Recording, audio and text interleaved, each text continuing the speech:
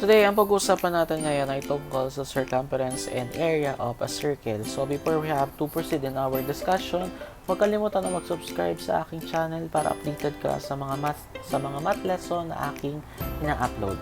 So, kung ready na kayo, let's do it! Okay, circumference of the circle. Circumference of the circle is has the formula of C is equal to pi r or C is equal to pi d. So, the circumference of the circle ay galing siya dito sa 2 pi r. So, meron tayong diameter dito. Ang diameter natin ay nakahati sa dalawa. Ito yung isa at ito yung isa. Dalawang r. Tapos pag pinagsama, that is a diameter of the circle. The circumference, ito yung nasa pagitan ng ito yung gaano kalaki, not really gaano kalaki. Ito yung nakapalibot in rectangle. Kapag kinompare natin ka rectangle, that is considered as a perimeter.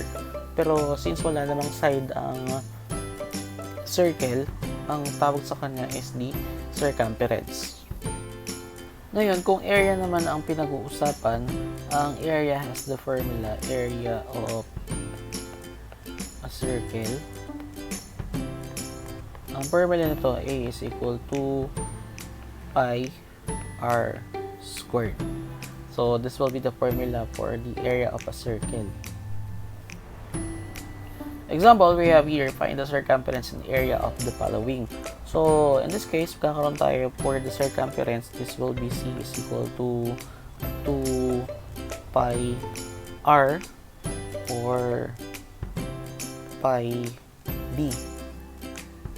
So, since ang given is diameter, let's use the pi d. So, C is equal to ang pi d natin. So, magkakaroon tayo ng pi times 10 is equal to C is equal to 10 pi centimeter.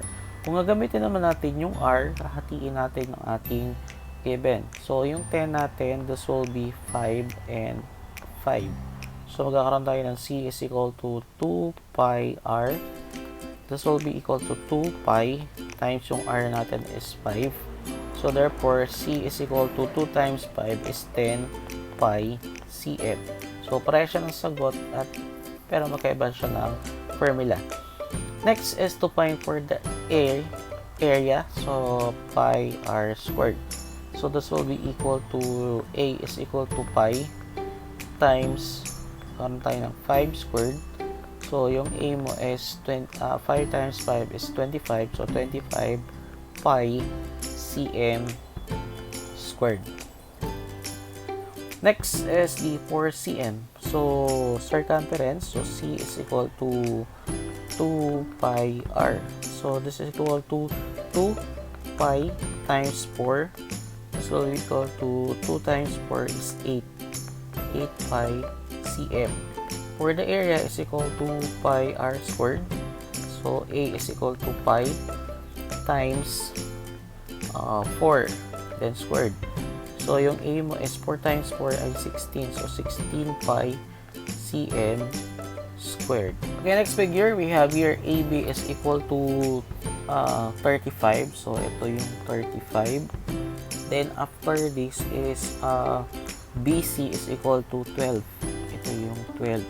So, gagamit tayo dito ng Pythagorean formula kasi meron tayong right triangle dito. So, therefore, applicable ang Pythagorean formula. So, we have here the C squared is equal to A squared plus B squared. So, ito kasi yung nawawala, which is considered as a diameter. So, magkakaroon tayo ng C squared is equal to, ang A mo ay 12 squared plus the B squared is equal to 35 squared.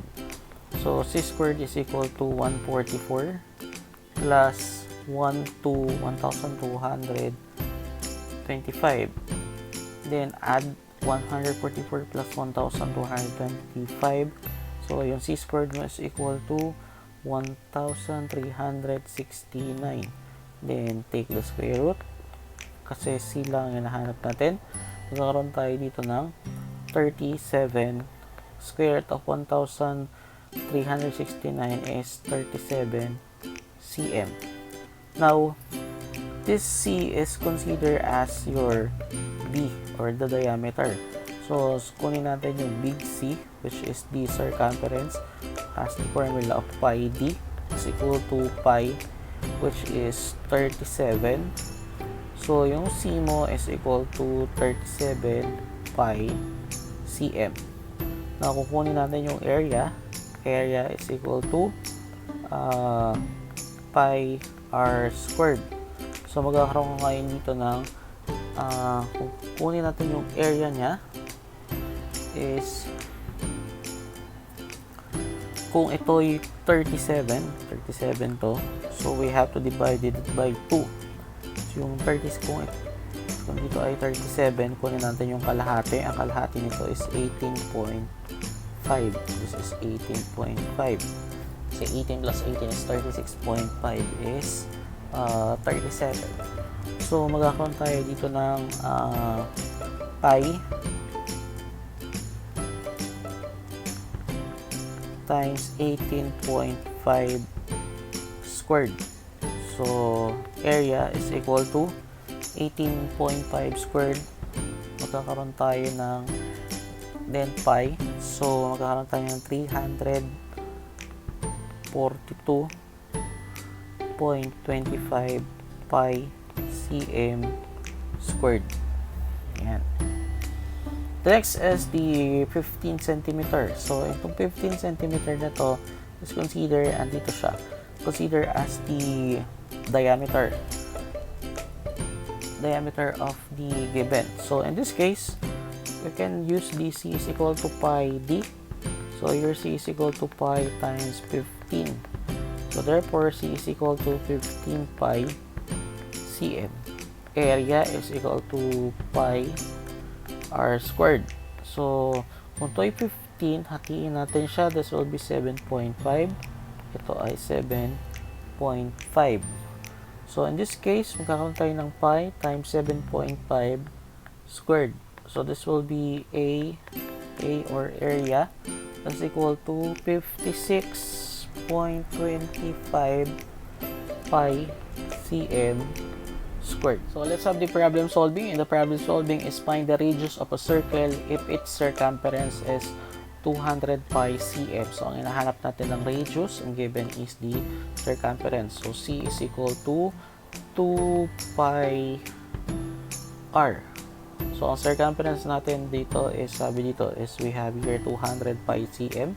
So, 200 pi cm is equal to 2 pi r. So, since ang hinahanap natin is yung letter r, we have to divide by 2 pi. Divide by 2 pi. So, cancel to. Karoon tayo dito ng r.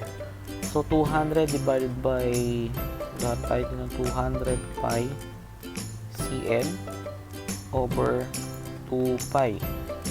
Then, cancel natin yung dalawang pi. Karoon tayo yung 200 divided by 2. This is 100. cm is equal to r. So, therefore, yung r natin or radius is 100 centimeter. The next is the area of the circle is 49 pi cm squared. So, find the length of its diameter. So, ang pinukuha natin dito is diameter. At ang given natin is the area is equal to 49 pi cm squared. So, gamit tayo ng formula A is equal to pi r squared.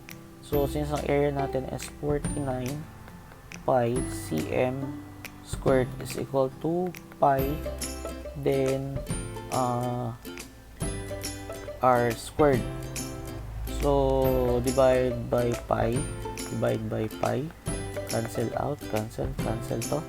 So, this will be equal to r squared is equal to 49 cm squared. Then, take the square root. So, magkakaroon tayo dito ng r is equal to 7 cm.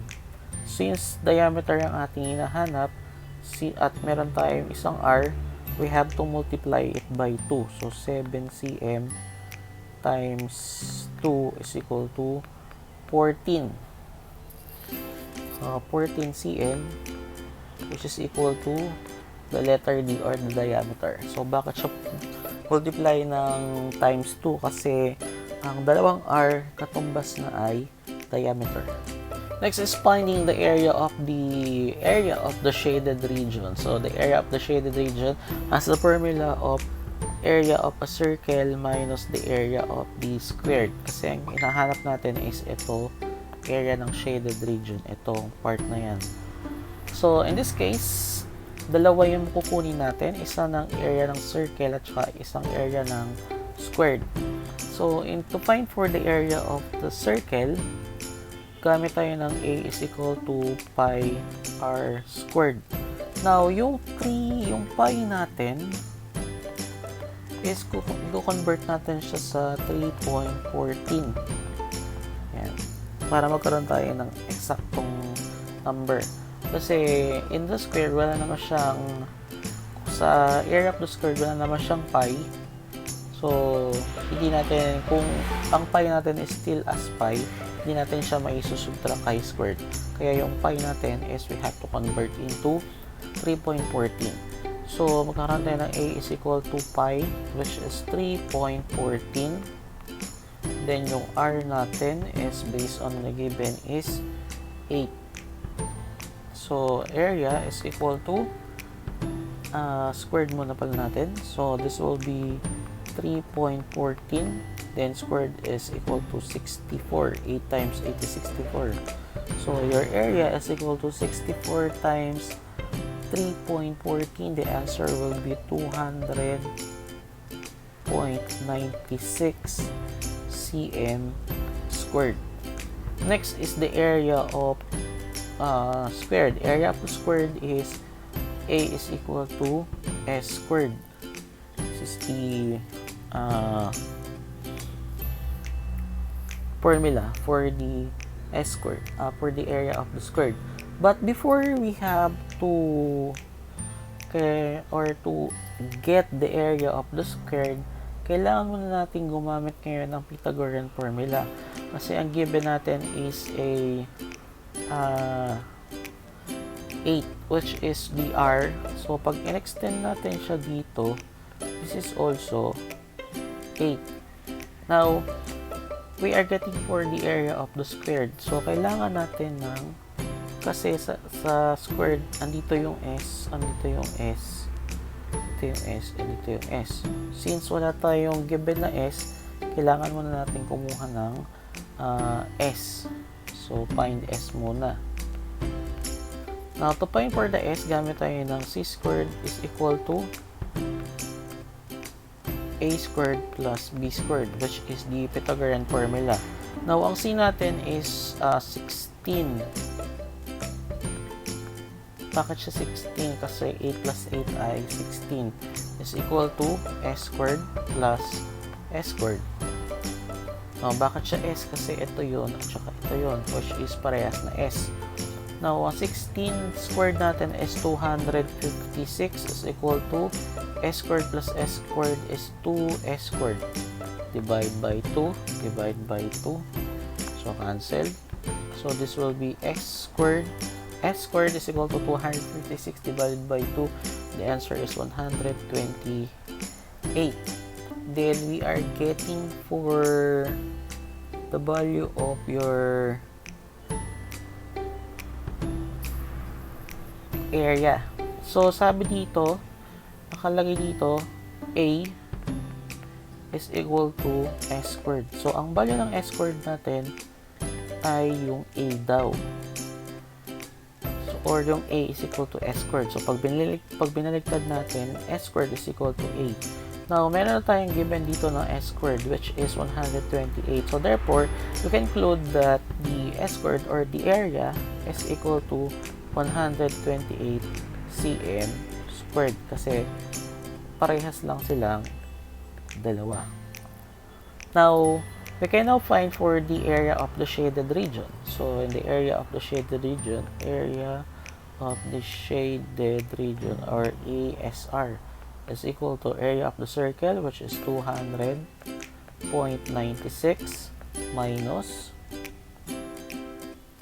area of the squared, which is 128. Now, area of the shaded region is equal to 200.96 minus 128 cm squared. This will be equal to 72.96 cm squared.